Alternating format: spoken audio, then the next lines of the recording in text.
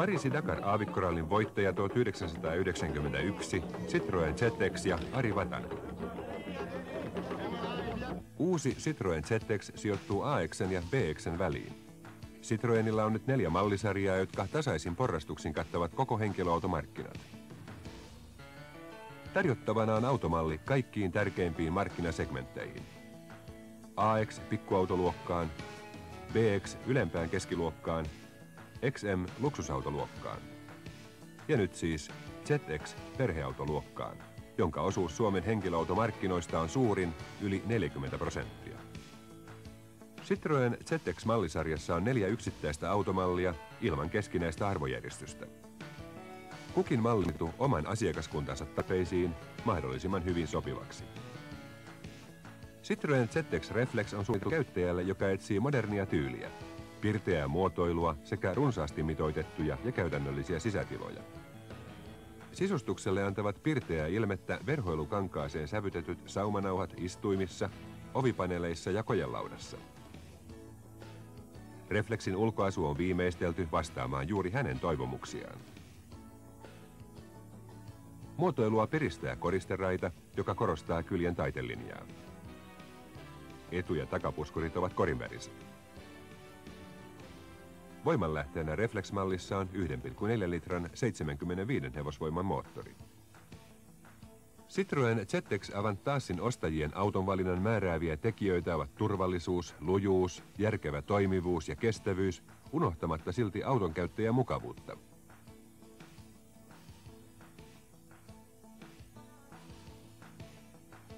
Istuinverhoiluna on käytetty villakangasta. Avantage-mallin kylkilistat samoin kuin puskurit on sävytetty harmaiksi, mikä ilmentää auton lujuutta. Avantage-mallissa on 1,6 litran 90 hevosvoiman moottori. Citroën ZX Oran asiakkaat etsivät viihtyisää perheautoa, mutta myös yksilöllisyyttä. Siten he arvostavat mukavuutta, runsasta varustelua ja tyylikästä viimeistelyä. Citroën ZX Oran on hienostunut auto vaativille asiakkaille.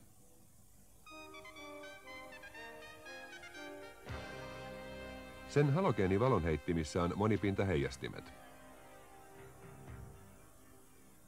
Ikkunoissa on sävylasit ja takaikkunassa aurinkoverhot. Istuin- ja ovipaneelien verhoilu on plyyssiä. Ovissa on infrapunakauko-ohjattu keskuslukitus. Sisävalaistukseen kuuluvat erilliset kattovalot edessä ja takana sekä lisäksi 2 kohdevaloa etuistuimille. Etuovien ikkunannostimet sekä oikeanpuoleinen taustapeili ovat sähköisesti säädettäviä. Koria ympäröi harmaa suojalista. Puskurien alaosat on maalattu korin värisiksi. Kromilista antaa kokonaisuuteen ripauksen ylellisyyttä.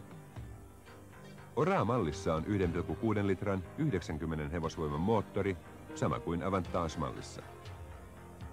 Citroën ZX Volcan on auto vaativille, nuorekkaille, aktiivisille ja meneville.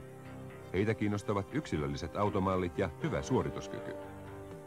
He etsivät samalla kertaa urheilullista imagoa, mutta myös perheauton mukavuutta ja käytännöllisyyttä. Volcan on ulkoiselta olemukseltaan urheilullinen. Siinä on takaspoileri, sumuvalot, alumiinivanteet, sävylasit. Kuljettajan istuimessa on poikkeuksellisen monipuoliset säätömahdollisuudet. Ristiselän tuki, sivuttaistuki ja korkeussäätö ovat kaikki erikseen säädettävissä. Sisäverhoilu on plyyssiä, jota sisustusväriin sävytetyt saumalistat koristavat hienostuneesti. Ohjaus on tehostettu ja kolmipuolainen ohjauspyörä on pienikehäinen.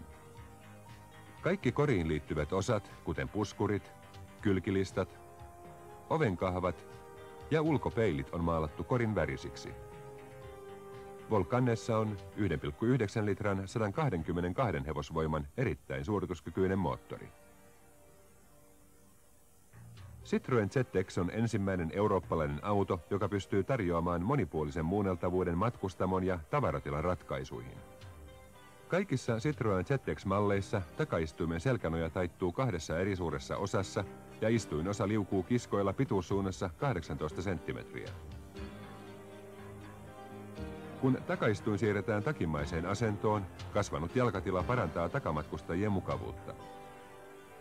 Takaistuin etuasennossa tuo taas lisää tavaratilaa tarvitsematta taittaa selkänojaa alas. Takaistuimen selkänojan kaltevuutta on mahdollista säätää 30 astetta. Etuistuinten säätövara on poikkeuksellisen suuri. Kaikissa ZX-malleissa on ohjauspyörän ja turvavöiden yläkiinnityskohdan korkeuden säätö. Citroën ZX:n ajomukavuus ja turvallisuus on saatu aikaan käyttäen hyväksi uusinta tietokoneteknologiaa. Ajettaessa kaarteeseen autoon kohdistuu keskipakovoima, joka pyrkii kääntämään auton kulkusuuntaa. Tätä muutosta vastustaa pyöriin syntyvä sivuttaisvoima.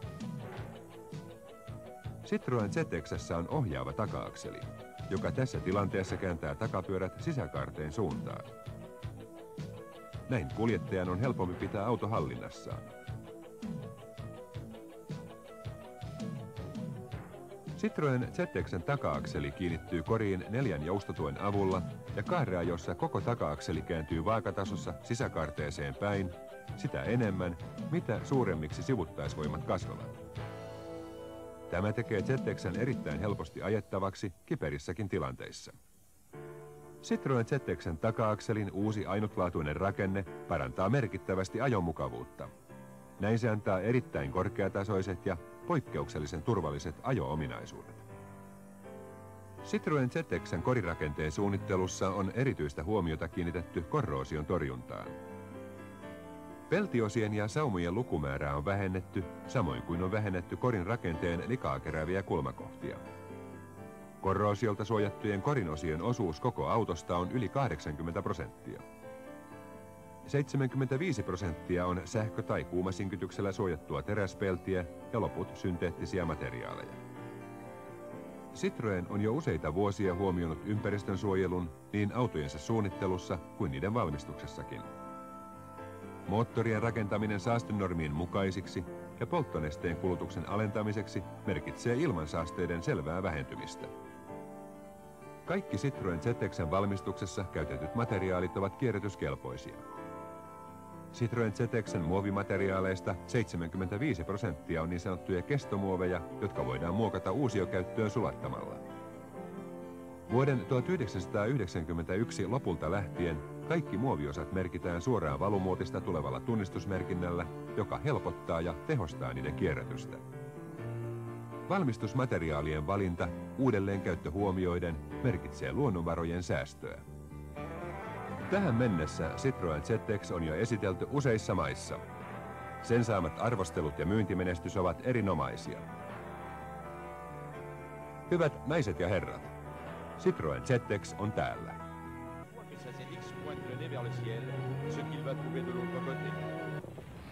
Mais l'euphorie de la réussite ne doit pas être limite Saval à une vitesse impressionnante. Vatanel, lui, adopte l'adversaire un rythme très élevé. Le seul équipe Citroën repose sur les épaules d'Harry Vatanel.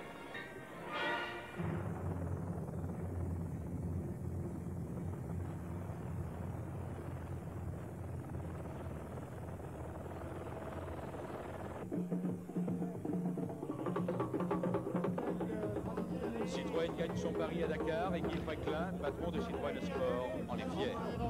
Ça a été très dur pour toute l'équipe et je crois que c'est la plus belle récompense qu'ils peuvent avoir